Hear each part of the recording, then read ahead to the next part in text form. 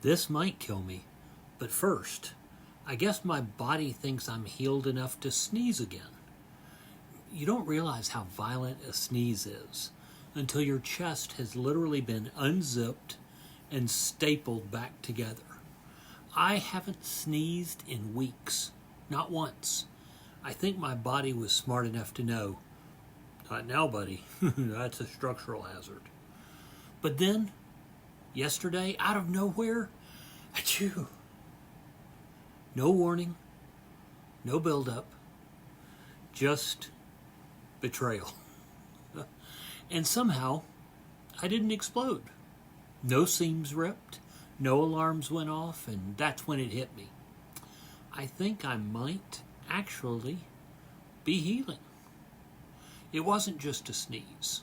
It was a milestone, a violent, nasal, bone-rattling milestone. And maybe the weirdest one yet. So yeah, this might kill me. But first, I sneezed, and I survived. And that shouldn't be a big deal. But it is. See y'all tomorrow.